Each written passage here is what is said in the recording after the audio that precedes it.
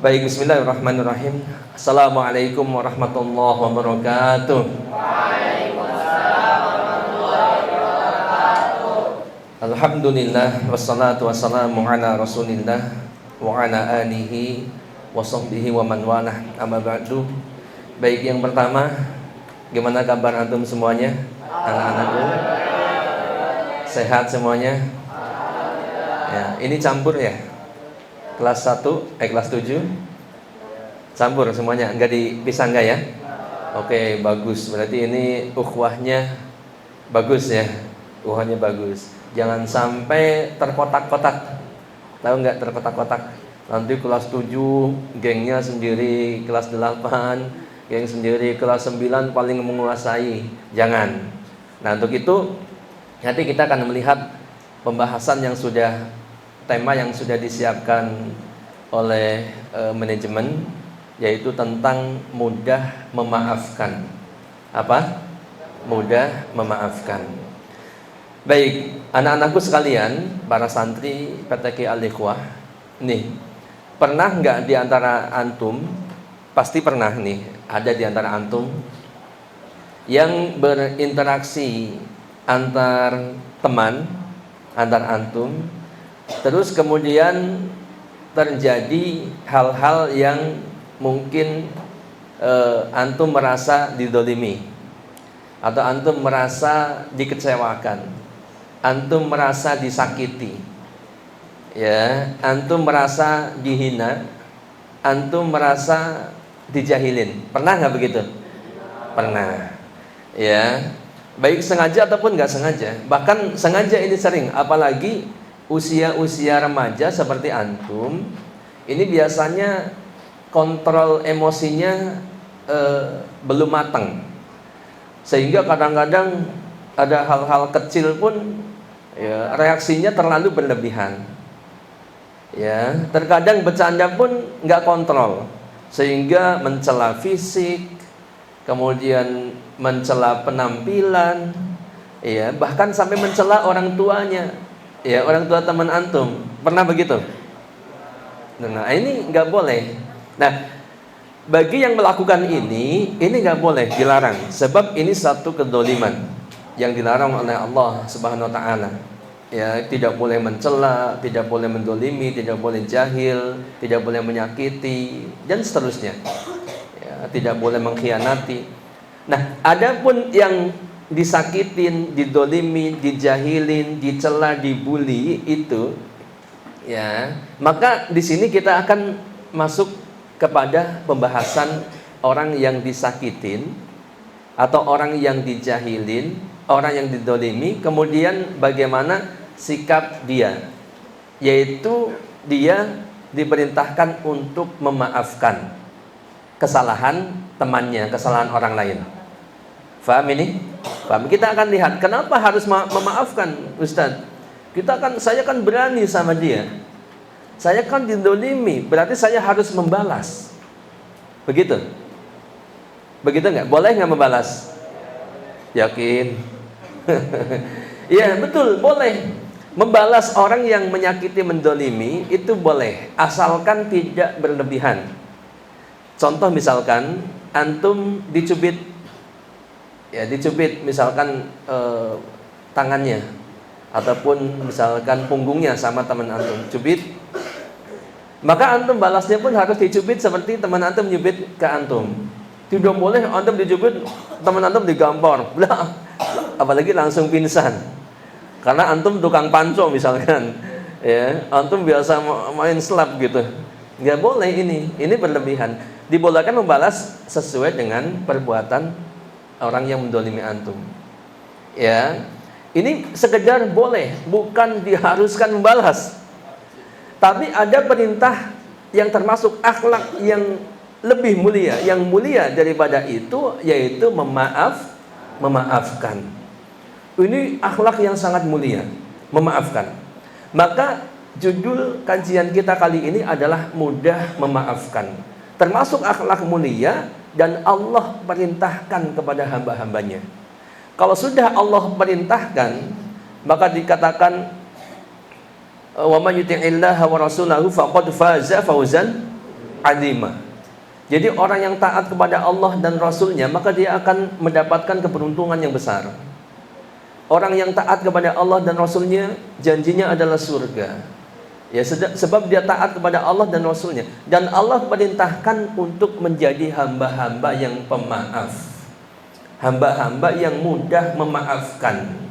Ingat, jangan sampai salah persepsi. Orang yang mudah memaafkan itu bukan berarti orang yang lemah. Ya, bukan berarti orang yang cemen. Bukan berarti orang yang cupu. Ya, tahu cupu? Cupu-cupu terbang melayang gitu. Itu apa? Misalkan Rizky lucu, banyak yang sayang.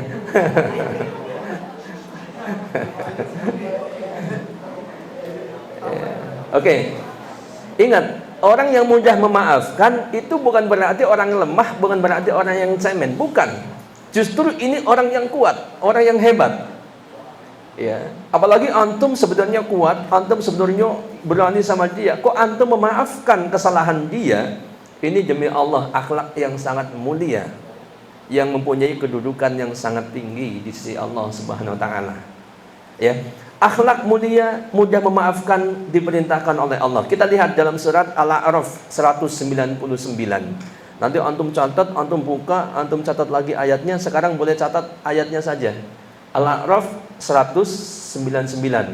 Ya, kalau bisa antum catat pakai ini silakan sambil dicatat.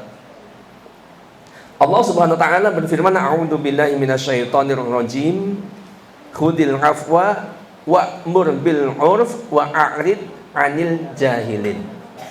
Khudil afwa. Jadilah engkau apa? Pemaaf. Kemudian wa'mur bil 'urf. Selain jadi pemaaf, kemudian perintahkanlah orang untuk melakukan kebajikan. Wa a'rid 'anil jahilin. Dan berpalinglah dari orang-orang yang bodoh. Nah ini perhatikan, kalau kita sedikit merenungkan ayat ini. Yang pertama, Allah perintahkan kita menjadi orang yang mudah memaafkan. Jadilah pemaaf. Kemudian perintahkan kepada yang ma'ruf. Ya, memerintahkan orang untuk berbuat baik kepada teman, kepada orang lain, kepada saudara dan seterusnya. Dan kemudian berpalinglah dari orang yang bodoh. Ini seolah-olah setelah kita diperintahkan untuk menjadi pemaaf, berarti ada orang yang mendolimi kita, ada orang yang berbuat salah kepada kita, kita diperintahkan untuk memaafkan dia dan berpaling dari orang-orang yang bodoh. Ya, seolah-olah orang yang suka jahil, orang yang suka usil, orang yang suka iseng, orang yang suka mendolimi, orang yang suka mencela, mencaci, membuli, itu adalah orang-orang yang jahil, orang-orang yang bodoh. Maka berpaling, jangan dilayanin. Iya, ngapain ngelayanin orang bodoh, orang dungu, kan begitu ya. Ini perintah Al-Quran, surat Al-A'raf 199. Yang kedua dalam surat Al-Hijr ayat 85. Dalam penggalan ayat ini Allah berfirman, fasfahis safhal jamil. Maka maafkanlah mereka dengan cara yang baik. Maafkan dengan cara yang baik. Maafkan ikhlas. Jangan ada embel-embel. Ya, saya maafkan, tapi gitu kan? Ya, saya maafkan, tapi misalkan ada embel-embelnya, syarat-syaratnya, dan syarat-syaratnya itu ternyata banyak memberatkan orang yang akan dimaafkan. Ya, untuk itu Allah perintahkan maafkanlah mereka dengan cara yang baik. Ikhlas memaafkan orang yang berbuat salah kepada kita. Ya, barangkali dengan memaafkan itu kita yakin sekali ada banyak hikmah di balik kita memaafkan kesalahan orang lain. Nanti kita lihat bagaimana Rasulullah, ya, orang yang sangat pemaaf kepada orang yang jahat kepada beliau pun beliau memaafkan, sehingga hikmahnya pun sangat besar. Ya, sehingga dakwah beliau, dakwah Islam itu diterima oleh masyarakat banyak yang awalnya mereka menentang dakwah Islam yang dibawa oleh Rasulullah. Tapi dengan menjadi pribadi yang pemaaf, yang mudah memaafkan itu, akhirnya orang berbondong-bondong memeluk agama Islam. Pun demikian kita, kalau kita pemaaf, pasti kita akan banyak temannya, bukan? Betul nggak? Betul. Tapi kalau orang yang disalahin sedikit, kadang kita nggak sengaja pun nggak dimaafkan sama dia, malah dibalas dengan pembalasan yang berlebihan, saya yakin dia nggak punya teman. Betul nggak? Betul. Ada yang kayak gitu di sini? Ada. Nggak boleh nunjuk. Nggak boleh nunjuk orang. Ya. Oke. Al-Hijr ayat 85, maafkanlah mereka dengan cara yang baik. Kemudian Ali Imran 159. Kita perhatikan, ini bercerita juga tentang bagaimana Rasulullah sallallahu alaihi wasallam, ya. Wala kunta faddan ghalidul qalbi lang faddu min haulika fa'fu anhum. Ya, ini penggalan ayat, sepotong kita ambil. Sekiranya engkau, siapa? Muhammad sallallahu alaihi wasallam. Sekiranya engkau Muhammad bersikap keras, lagi berhati kasar kepada mereka, kepada orang-orang di sekitar beliau saat itu, kepada para sahabatnya kaum muslimin, tentulah mereka menjauhkan diri dari sekelilingmu. Pasti mereka akan jauh meninggalkan Rasulullah. Kalau seandainya saja Rasulullah bersikap keras dan hatinya kasar, mereka pasti akan meninggalkan Rasulullah SAW.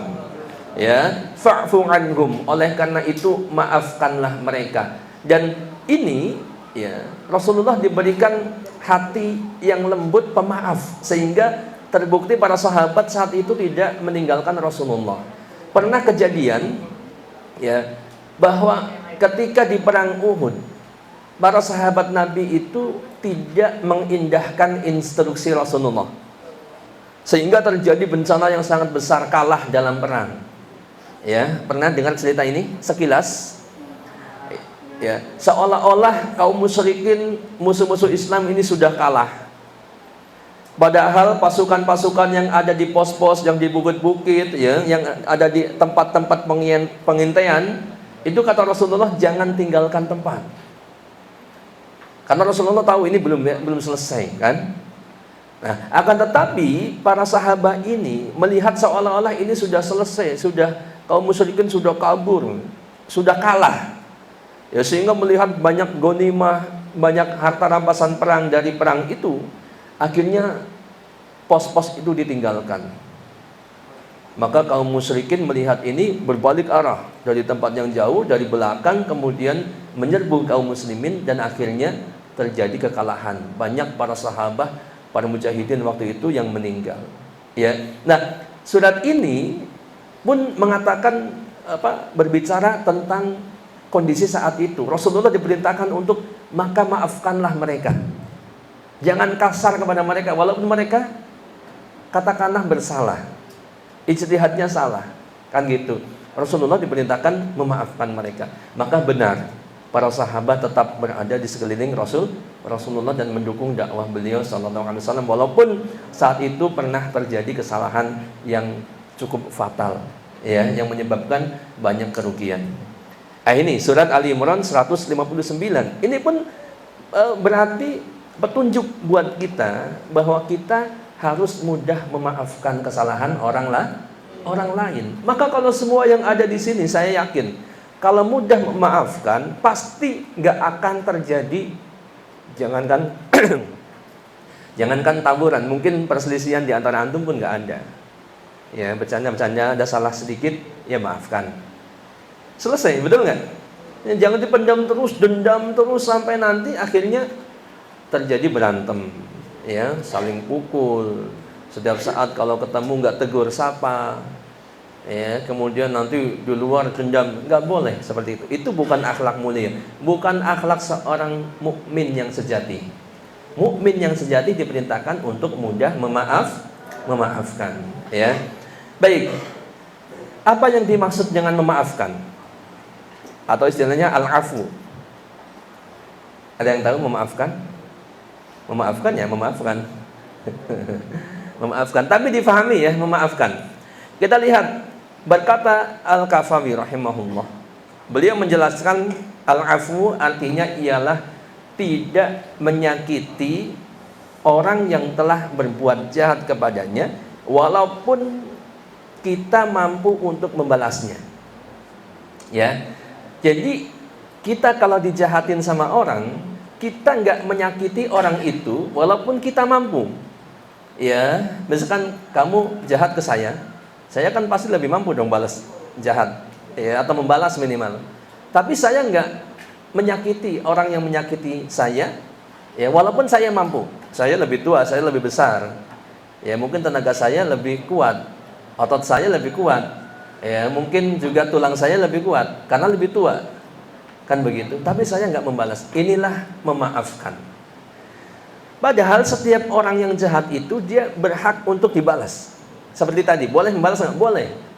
Ya. Akan tetapi justru kita mampu menahan, tidak membalas itu, maka inilah yang disebut al-afu, memaafkan tadi. Ya.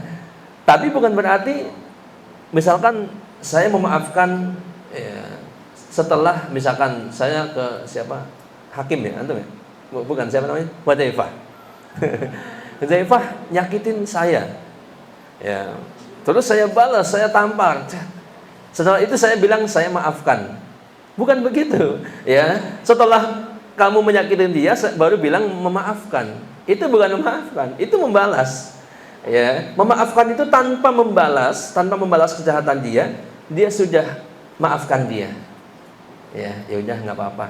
Ya, tapi besok jangan diulangin. Nggak apa-apa, ini pesan besok jangan diulangin, pesan yang bagus. Tapi jangan, ya udah saya maafkan, saya tampar, saya maafkan. Nah, itu namanya membalas. Ya, jadi memaafkan itu tidak menyakiti orang yang menyakiti kita walaupun kita mampu untuk membalasnya.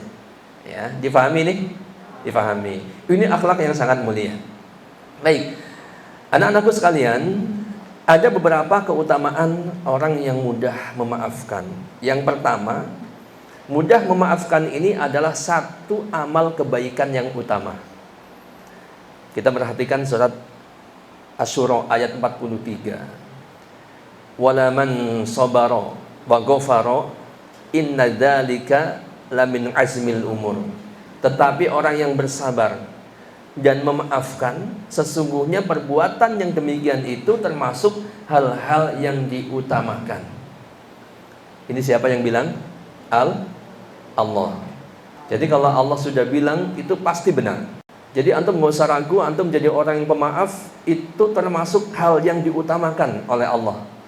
Ya, wala man sabara wa ghafara inna dzalika lamin azmil umur. Orang yang bersabar dan memaafkan, sesungguhnya perbuatan demikian itu termasuk hal-hal yang diutamakan. Surat Asy-Syura 43. Yang kedua surat Asy-Syura 40. Ya, mungkin ini sebelumnya. Ayat yang sebelumnya. Faman afa wa aslaha fa ajruhu 'ala Allah. Maka barang siapa yang memaafkan dan berbuat baik, maka pahalanya atas tanggungan Allah. Memaafkan dan berbuat baik, setelah memaafkan dia juga berbuat baik, apalagi ditambah berbuat baik, maka ini ada pahala. Ya, akhlak mulia ada pahalanya. Jangan disangka ketika antum memaafkan, antum nggak dapat pahala apa-apa, nggak dapat balasan dari Allah. Ada pahala, bahkan dikatakan tanggungannya atas Allah, pahalanya ditanggung sama Allah. Kita lihat penjelasan Syekh As-Sa'di dalam tafsir beliau. Beliau mengatakan, menafsirkan ayat ini bahwa Allah Subhanahu wa ta'ala akan membalas dengan pahala yang besar dan ganjaran yang agung. Pahala besar. Memang setiap apa yang dinisbatkan kepada Allah berarti pahalanya besar. Seperti apa? Puasa. Ya, kullu bani Adam lahu illa siyam. Fa innahu li wa ana ajzi bihi. Seluruh amal anak Adam itu untuknya, kecuali apa? Puasa. Puasa itu milikku, kata Allah. Wa ana ajzi bihi, dan Allah yang akan memberikan balasannya langsung terhadap ibadah puasa itu. Kata para ulama, ini menunjukkan keagungan pahala, besarnya pahala daripada puasa itu. Ya, untuk itu Anda melihat bagaimana keutamaan puasa itu sangat banyak. Ya, sangat banyak, gak terbilang. Kan begitu. Nah, pun demikian ketika ayat ini mengatakan bahwa tanggungan pahala orang yang memaafkan dan berbuat baik ya kepada orang lain, ini tanggungannya atas Allah. Allah yang akan memberikan balasannya ya.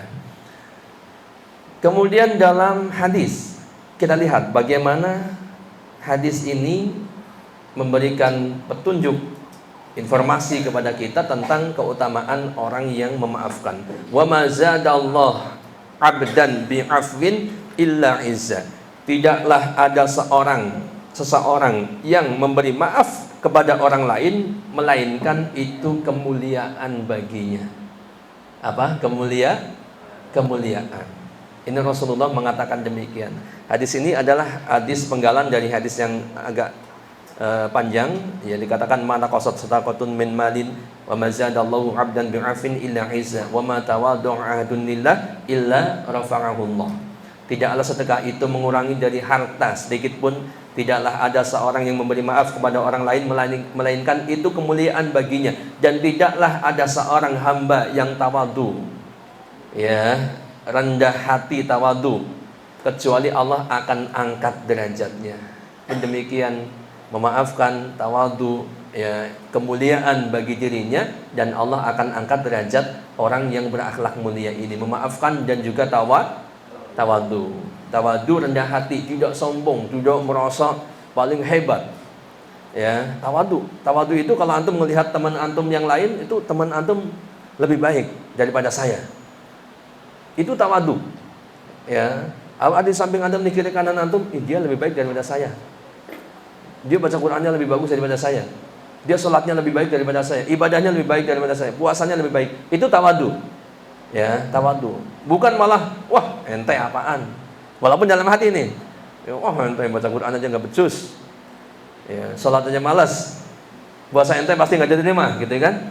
Bukan begitu. Itu namanya sombong. Apa makna sombong? Batarul haq wa ghamtun nas. Menolak kebenaran dan merendahkan manusia. Maka lawan dari sombong itu, sifat seorang mukmin adalah tawadu, yaitu rendah hati, ya, tidak merendahkan orang lain, ya. Nah, ini yang pertama di antara keutamaan mudah memaafkan adalah sifat mudah memaafkan ini termasuk kebaikan yang utama. Yang kedua, Allah akan mengampuni dosa-dosanya. Dosa orang yang mudah memaafkan. Mau nggak diampuni dosanya? Mau. Kenapa mau? Iya, kita pengen kembali kepada Allah dalam keadaan dosa-dosa kita ampuni, sebab suatu keniscayaan bahwa kullu bani Adam khotoun. Setiap anak Adam pasti bersalah. Kita semua itu banyak dosanya. Ya, maka kita pengen diampuni. Dengan mudah memaafkan, Allah ampuni dosa-dosa kita. Nah, ini enak nggak nih? Mau nggak nih? Mau. Maka jadilah orang yang mudah memaafkan. Kita lihat surat An-Nur ayat 22. Wal ya'fu wal yasfahu ala tuhibbuna ayaghfirallahu lakum wallahu ghafurur rahim. Dan hendaklah mereka memaafkan dan berlapang dada. Hendaklah kita hamba-hamba Allah itu memaafkan dan berlapang dada. Ya, kemudian Allah katakan, apakah kalian tidak ingin ala tuhibbuna ayaghfirallahu lakum? Apakah kalian tidak ingin bahwa Allah akan mengampuni kalian? Ini pertanyaan dari Allah. Ya. Kamu mau nggak dengan memaafkan itu, dengan berlapang dada itu, Allah akan ampuni kalian? Ya, dan Allah jelaskan wallahu ghafurur rahim, dan Allah Maha Pengampun lagi Maha Penyayang. Ingat, Allah yang mengampuni, Allah yang menyayangi hamba-hambanya. Dengan memaafkan itu mereka akan diampuni, ya. Maka kita lihat bagaimana respon sahabat yang mulia Abu Bakar As-Siddiq radhiyallahu anhu ketika mendengar ayat ini, ya. Beliau mengatakan, tentu demi Allah kami menyukai engkau ya Allah, mengampuni kami duhai Rabb kami. Ya, ini sekelas sahabat yang amalnya sudah sangat besar dan dosanya pasti sedikit, amalnya pasti lebih besar. Nah, bagaimana dengan kita? Orang biasa yang banyakkan dosanya daripada amalnya. Maka kita lebih butuh lagi ampunan dari Allah. Sedangkan sahabat Abu Bakar As-Siddiq saja ini, dia mengatakan langsung tunduk dengan ayat ini, tentu ya, kami sangat mengharapkan ampunanmu duhai Rabb kami. Langsung. Ini ceritanya apa coba? Tahu nggak? Abu Bakar As-Siddiq itu sangat disakiti oleh anak daripada bibinya yang namanya Mistah, yang dia ikut menyebarkan fitnah tentang Aisyah berzina dengan salah seorang laki-laki, ya, yang namanya Sofwan. Dia ikut menyebarkan ini, padahal berita ini tidak benar. Disebarkan terus. Akhirnya Abu Bakar As-Siddiq berjanji, bersumpah untuk menghentikan sedekah ataupun pemberian kepada Mistah ini, yang sebelumnya selalu memberikan santunan. Tapi begitu Mistah ini kok ikut menyebarkan fitnah ya, yang tidak benar, maka Abu Bakar bersumpah menghentikan sedekah itu. Maka begitu Allah sucikan Aisyah radhiyallahu anha, ya, Allah terangkan bahwa Aisyah tidak pernah berzina sama sekali, bahwa tuduhan itu adalah tuduhan dusta, keji, buhtan, ya, apa namanya, tuduhan tadi fitnah, ya, sudah clear semuanya. Maka pun kemudian Allah mengatakan wal ya'fu wal yasfahu, hendaklah kalian memaafkan mereka berlapang dada. Maukah Allah mengampuni kalian? Ya, maka Abu Bakar langsung, tentu wahai Allah. Ya, akhirnya Abu Bakar tidak jadi memutus santunannya kepada Mistah ini, karena janji Allah, ya, karena perintah Allah untuk memaafkan mereka, dan Allah akan mengampuni dosa-dosanya.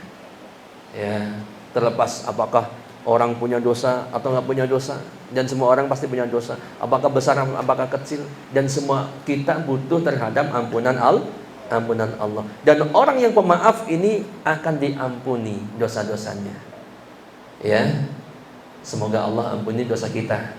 Untuk itu jadilah kita mudah memaafkan. Baik, yang ketiga, ini keutamanya saya sampaikan 3 poin, ya. Yang ketiga, mudah memberi maaf ini adalah ciri orang yang bertakwa yang dijamin surga.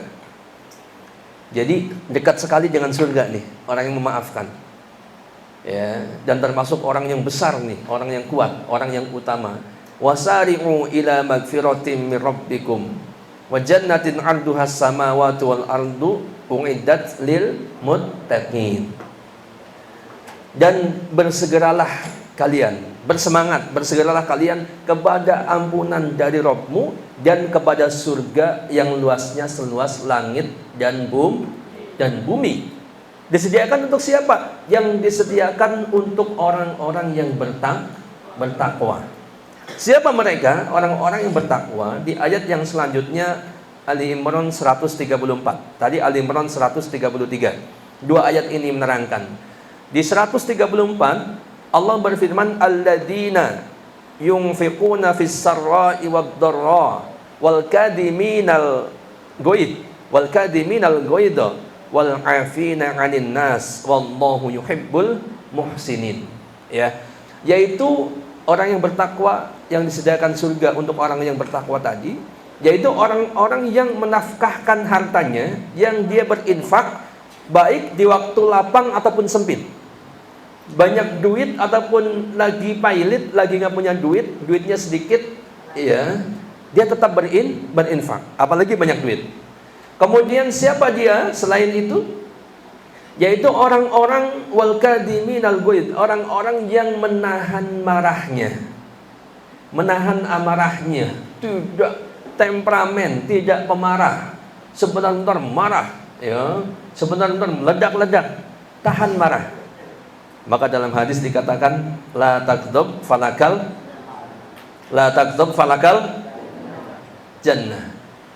Masa antum nggak hafal? Nggak mungkin dong. Anak TK aja hafal, itu hafalan hadis anak TK. Janganlah engkau marah, maka bagimu surga. Menahan amarahnya. Dalam ayat ini dikatakan, kemudian wal afina 'anil nas, dan memaafkan kesalahan orang lain. Ini yang dikatakan wasari'u ila magfiratin min rabbikum wa jannatin 'arduhas samawati wal ardu u'iddat lil muttaqin. Bersegeralah kalian kepada ampunan Rabbmu dan kepada surga yang luasnya seluas langit dan bumi, yang disediakan untuk orang-orang yang bertakwa. Siapa mereka? Orang yang berinfak, baik sempit ataupun lapang, orang yang menahan amarahnya, dan orang yang memaafkan manusia. Wallahu yuhibbul muhsinin. Dan semua itu Allah cintai. Allah mencintai orang-orang yang berbuat baik. Oke, bisa ditangkap ini? Bisa ditangkap? Masuk ke hati enggak? Masuk. Antum merenungkan itu terus. Sebab kita perlu belajar dan membiasakan diri untuk menjadi orang-orang yang berakhlak mulia. Jangan biasakan tadi mudah membalas kesalahan orang lain. Yang pertama dikedepankan adalah maafkan dia. Ya, maklumi dia, beri udzur kepada teman antum. Ya, bukan berarti antum lemah, bukan. Justru antum orang yang hebat, orang yang kuat ketika memaafkan orang lain yang bersalah. Oke? Baik. Kita akan melihat, Ustaz, ini sampai 9:30 ya? Iya. Masih kuat? Kalau nggak kuat, ngantuk? Ngantuk? Coba semuanya berdiri dulu, berdiri. Nah, Pak Anas juga berdiri nih. Berdiri, semuanya berdiri. Berdiri dulu, yang nulis taruh dulu. Berdiri. Ayo. Oke. Tangannya di atas. Silakan tarik kanan kiri. Kanan dulu. Kiri. Oke. Bisa nggak agak merapat ke depan? Yang di depannya ada temannya, merapat sedikit.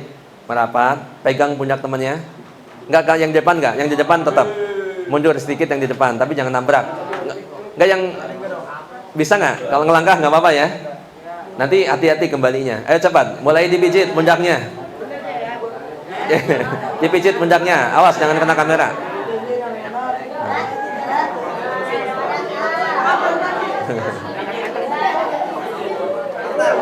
Oke. Udah hilang ngantuknya, balik badan. Pegang lagi pundaknya. Awas jangan nyenggol kamera. Pegang pundaknya antum. Pijitin. Biar yang paling belakang dapat juga. Jangan kenceng-kenceng, jangan menyakitin. Niatnya adalah pijit. Jangan niat menyakitin, nggak boleh. Cukup? Oke, cukup. Kembali ke tempat semula dan kembali duduk. Hati-hati, pelan-pelan.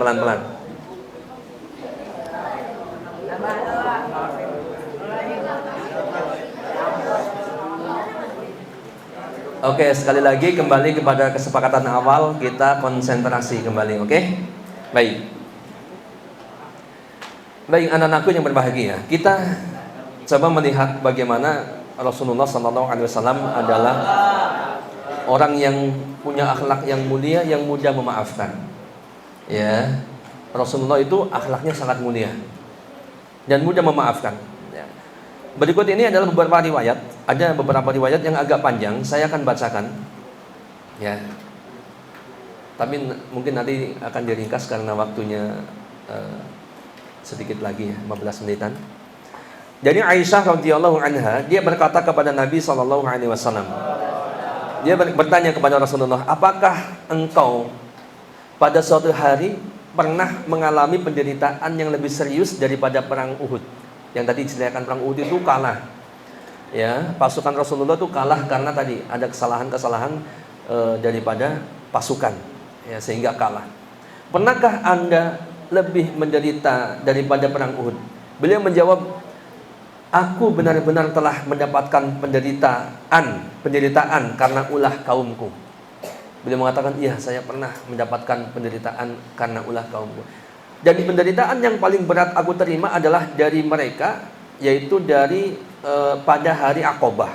Ketika itu aku menawarkan dakwahku kepada putra Abdul Yalil, Abdul Yalil ibnu Abdul Kulal. Ya, ternyata mereka itu tidak menyambut apa yang aku inginkan, tidak menyambut ajakanku, tidak menyambut dakwahku. Ya, malah justru menentang. Gitu. Maka aku pergi dengan perasaan yang sangat sedih. Ditolak dakwahnya, bahkan diusir. Maka Rasulullah kemudian kembali dengan kondisi yang sangat sedih, yang menyelimuti sepanjang perjalanan beliau meninggalkan kaum itu. Aku tidak tersadarkan diri kecuali ketika aku sampai di Qon As-Sa'alim. Ketika sampai katakanlah di Sa'alim, beliau baru sadar. Sepanjang jalan itu beliau memikirkan betapa sedihnya. Ya, sementara beliau menginginkan kaum itu menerima dakwah Islam. Saking sayangnya beliau kepada kaumnya. Pengen mereka itu menerima dakwah Islam yang dibawa oleh Rasulullah. Tapi ternyata mereka menolak, maka beliau sedih. Sampai jalan pun tidak sadar, tahu-tahu sudah sampai Qon Sa'alim. Maka aku angkat kepalaku, ternyata ada mendung yang menaungiku. Ada mendung di atas beliau, ya. Aku memperhatikannya, ternyata di sana ada malaikat Jibril. Di atas mendung awan itu ada malaikat Jibril. Dia memanggilku dan mengatakan, sesungguhnya Allah telah mendengar ucapan kaummu terhadapmu, yaitu orang-orang dari kaum yang tadi beliau datangi, ya. Dan bantahan-bantahan mereka terhadapmu Allah mendengar semua itu, Allah tahu. Dia, kata malaikat Jibril, Allah mengirim malaikat penjaga gunung kepadamu agar kamu memerintahkannya untuk melakukan apa saja yang kamu kehendaki terhadap mereka. Allah kirim malaikat penjaga gunung, terserah kamu mau perintahkan apa untuk kaum itu.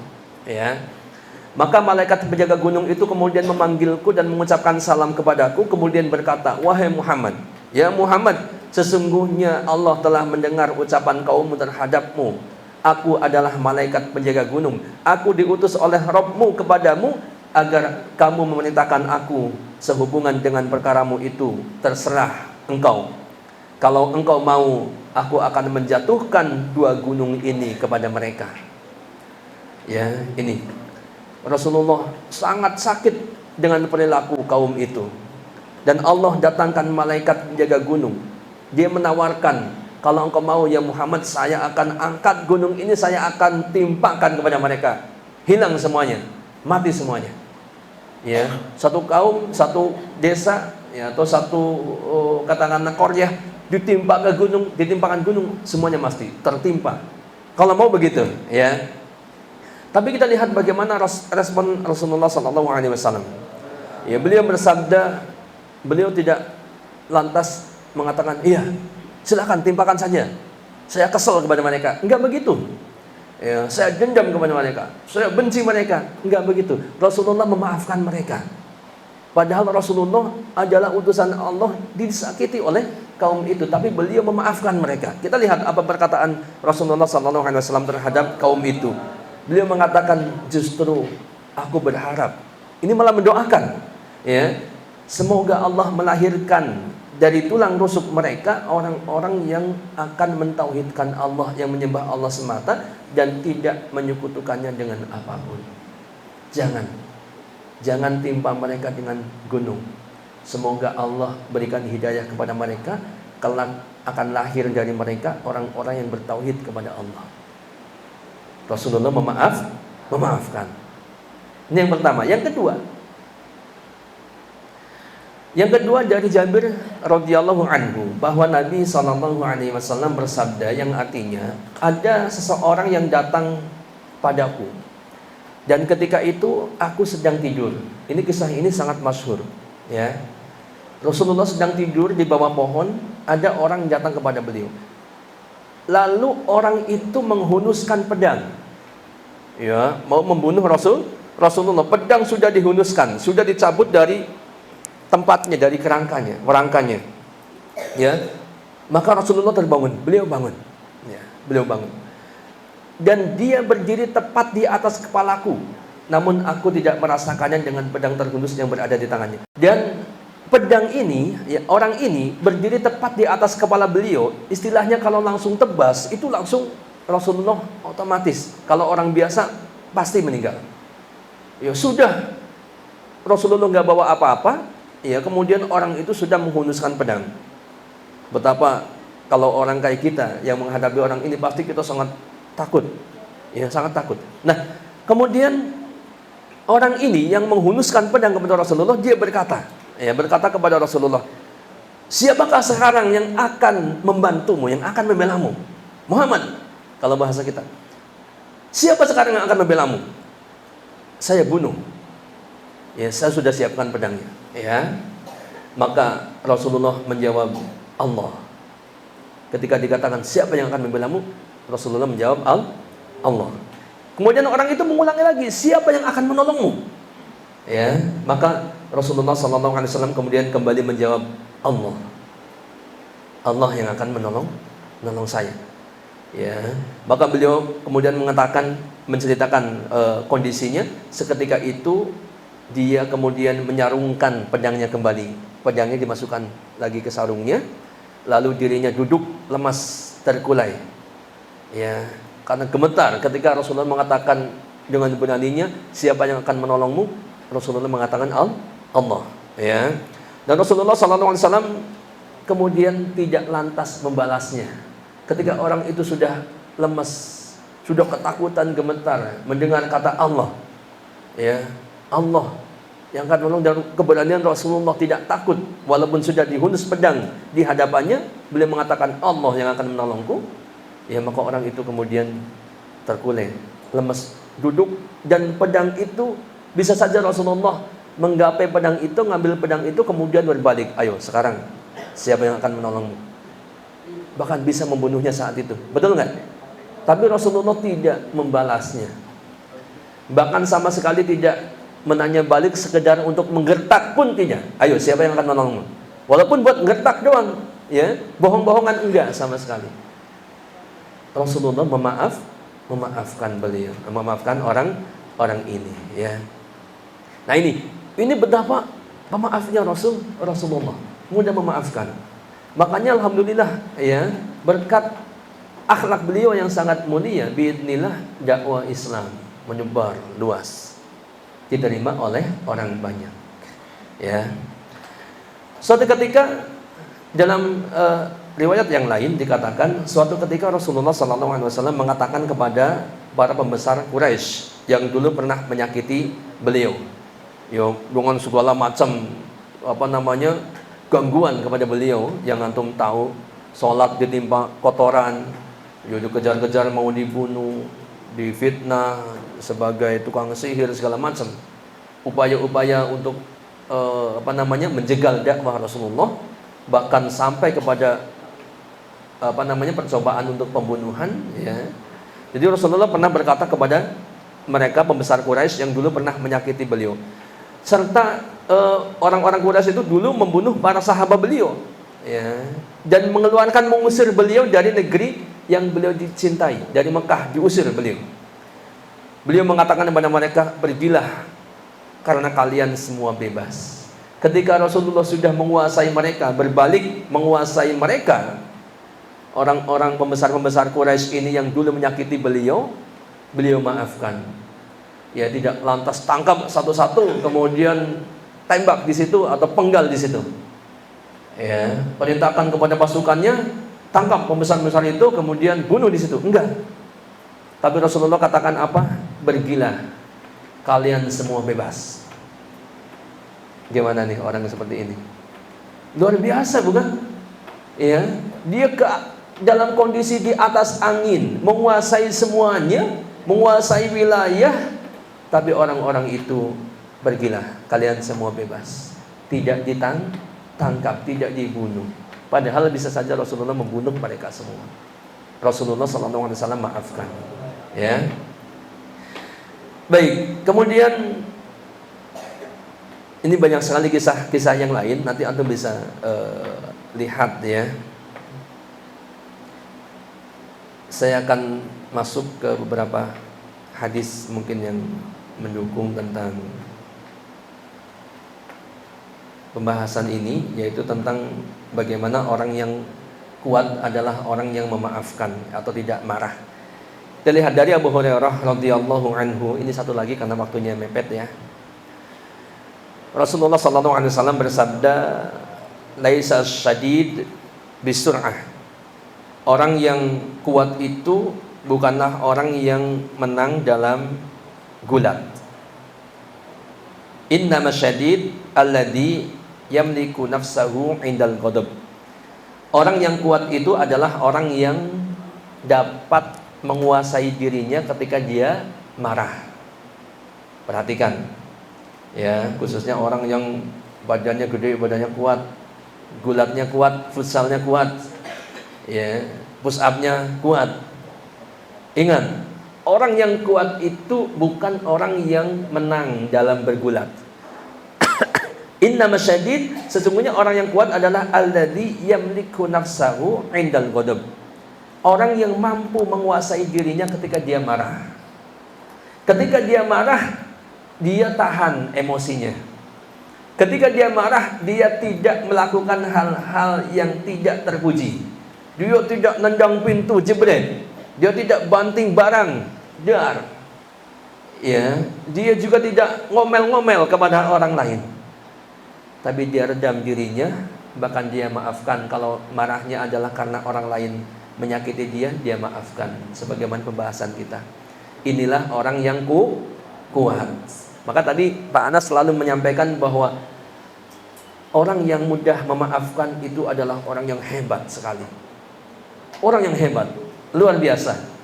Ya, maka tadi hadisnya la taghdab falakal jannah. Jangan engkau marah, niscaya bagimu surga. Sebab ini memang satu amal mulia tapi sulit untuk dilakukan. Maka orang yang bisa melakukan ini, dia adalah orang yang hebat. Bahkan dijamin oleh Allah dengan surga. Ya, para sahabat juga orang yang mudah memaafkan. Para ulama terdahulu pun sama. Ketika mereka didebat sama orang-orang jahil, orang-orang musyrik, mereka tidak dendam kepada yang mendebatnya. Para ulama banyak kisahnya. Ada Syekhul Islam Ibnu Taimiyah, Imam Syafi'i, Imam Ahmad pernah dipenjara oleh Mu'tasim Imam Ahmad. Ya, apakah setelah itu kemudian Imam Ahmad dendam kepada Al-Mu'tasim? Tidak. Situ dia mengatakan darahku halal untuk Al-Mu'tasim. Ya, dia ridho, dia tidak marah. Ya, mungkin Al-Mu'tasim karena sedang khilaf, ya, atau dipengaruhi oleh orang-orang yang ada di sekitarnya. Pun demikian Imam Syafi'i ketika didebat tidak lantas kemudian mendebat mereka dengan kata-kata yang tidak baik. Dan setelah itu pun beliau memaafkan orang yang mendebatnya. Ya, ini akhlak mulia, orang-orang yang mulia. Mudah memaafkan. Baik, siapa yang mulai hari ini siap untuk mudah memaafkan, angkat tangannya. Siap? Siap kamera? Kelihatan? Nah, yang lain yang nggak angkat tangan, nggak siap memaafkan, coba belakang. Angkat tangan, nggak apa-apa angkat tangan. Ya, mudah-mudahan Allah berikan kita akhlak yang mulia, mudah memaafkan, dan Allah berikan kita surga. Amin. Ini mumpung hari-hari Ramadan, insya Allah Allah kabulkan doa-doa kita. Semoga Allah berikan petunjuk hidayah kepada kita semuanya sampai akhir hayat kita. Wala tamutunna illa wa antum muslimun. Wallahu a'lam bishawab. Mudah-mudahan bermanfaat. Mohon maaf atas segala kekurangannya. Diserap oleh antum ayat-ayat yang tadi, antum nanti baca lagi, baca terjemahnya, renungkan. Ingat, ayat Al-Quran itu pengaruhnya sangat luar biasa. Sampai-sampai orang yang dulu menentang Rasulullah pun ketika mendengar ayat Al-Quran dia luruh. Ya, hatinya luruh. Kemudian dia mendapat hidayah. Sampai-sampai ayat Al-Quran kalau itu ditimpakan, dikenakan kepada gunung, gunung pun akan pecah. Ya, akan pecah. Sebab saking dahsyatnya ayat Al-Quran. Apalagi hati kita. Hati kita sangat mudah sekali kalau Allah kehendaki dengan ayat Al-Quran yang antum merenungkan menjadi suatu nilai yang sangat besar nilainya buat kita. Berpengaruh untuk kita. Ya, amin. Baik. Terima kasih atas perhatiannya. Subhanakallahumma wa bihamdika asyhadu an la ilaha illa anta astaghfiruka wa atubu ilaik. Assalamualaikum warahmatullahi wabarakatuh.